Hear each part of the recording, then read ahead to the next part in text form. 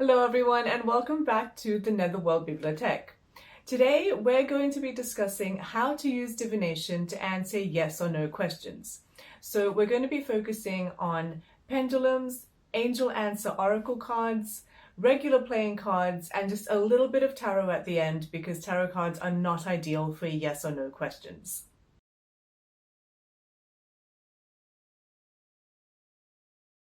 So the first divination method that we're going to focus on is pendulums.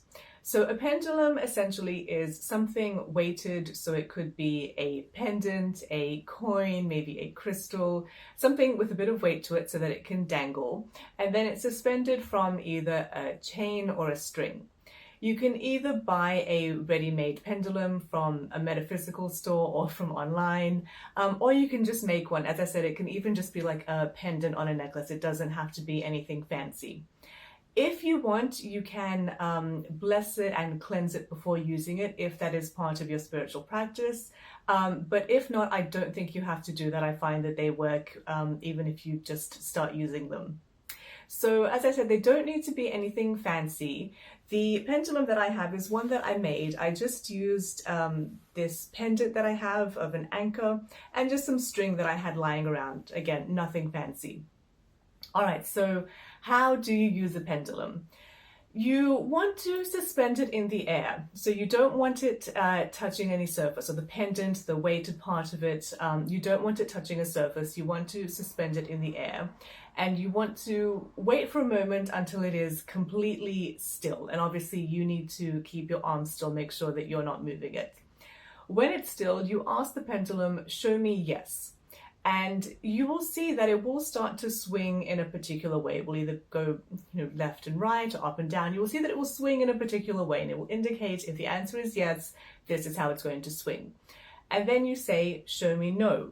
And I swear every single time, it takes a moment, but the pendulum stops swinging the way that it is, and then it starts swinging the other way. So if it was going left to right, somehow it will then start swinging up and down. So it's shown you yes and no. Then you say thank you or stop. It will come to a stop.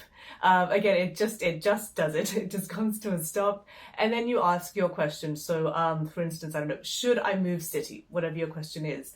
And then the pendulum will start swinging a particular way, indicating either yes or no. Sometimes if the answer is maybe, it will start doing something else. So either it will spin in a circle or it will spin in a figure 8. It will do something that was not either yes or no. I'm not sure how it works. I mean, I'm sure that skeptics will say, oh, you want it to move, so you're just very slightly moving your hand. Maybe it's not even perceptible to you, but you're actually making the pendulum swing. Maybe that's true, I don't deny it, but I'll just tell you in all the times that I have used a pendulum, I have not deliberately made it move or made it swing in a particular way. Somehow it just has a mind of its own. It just knows how to indicate yes, no, and maybe.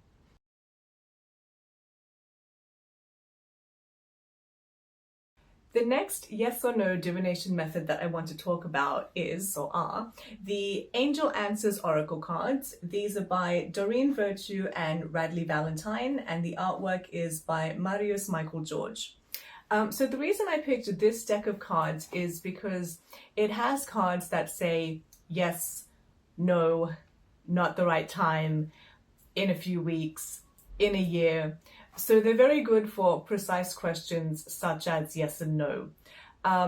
Also, I find there's not a lot of interpretation necessary. So there's usually a picture on the card, and then there's a little booklet that gives a little bit more explanation. But for instance, if your card says there's a better opportunity, what is there to interpret? The card is really straightforward. It's really telling you there's a better opportunity. So I find these are good for yes and no answers. The only particular downside is I think there are 44 cards in this deck. Only one says yes, only one says no. So you might be asking, yes or no? And potentially you could pull a card that says something like trust or romance. And it's like, is that a yes or a no? So sometimes it could be like, hey, this is not applicable. Alternatively, I suppose you could just pull out the cards that are relevant. So the yes, the no, not the right time, wait for a better opportunity. You could just pull the cards that could be relevant to your question. And so when you make your selection, when you choose your answer, you're only picking from the ones that could be relevant to your question.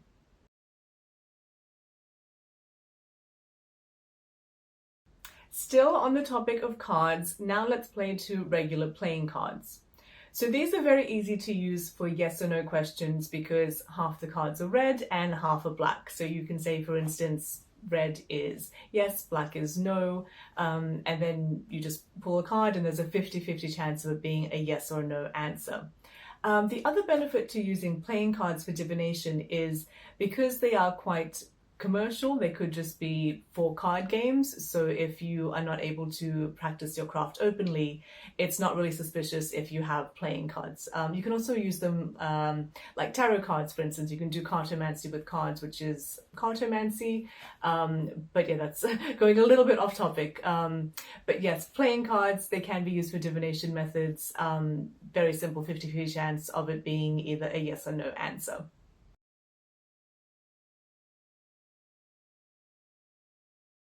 And the last divination method that I would recommend for a yes or no question is just flipping a coin. So again, it's just two sides to it, so 50-50 chance of it being yes or no, and you can assign which one is yes, which one is no. The only thing that I would say to watch out for, and I'm going off on a bit of a tangent, but make sure that the coin definitely has a definite heads side and a definite tails, because you don't want to use like some kind of commemorative coin or something and you're like, what is this, which one is heads, which one is tails? I'm going off on a bit of a tangent, but if anyone has seen the movie Rat Race, there is a situation like that where this referee is flipping a coin. There's like this match and he's going to see which team is going to start the match, and he's like, okay, like heads this team starts, and tails that team starts. But the coin that he uses is like this really funny commemorative coin. It's like, hang on, is that heads or tails? Like, what's going on? Why who's starting this game? What are you doing? You're messing around. So I'm off on a tangent, but yeah, just make sure you've got a coin that has definite heads and definite tails.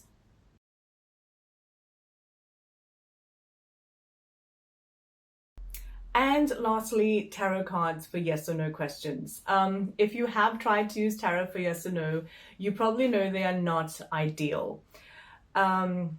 You can, I suppose, I have heard someone say that you can say like these cards generally have a positive message, or something like the Three of Cups, for instance, that's a positive message, whereas like the Five of anything usually is like a negative card. So you could just be very broad and say, all right, if I pull a card that generally has a happy message, then that one is a yes, whereas if I pull a card that generally has a negative message, that one is a no.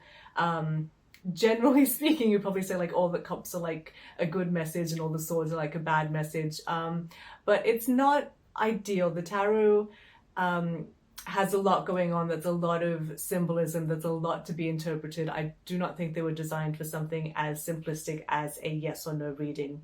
And definitely, I think you might have a coin on you. You may not always have your tarot cards, but much likely that you would have a coin on you, or either you have a pendulum or you could make a pendulum very easy. Yeah, I think they're better suited to yes or no questions. So yeah, that is how I would go about answering those questions. Let me know if you agree or disagree, or if you have any other ways of divining simple yes/no questions.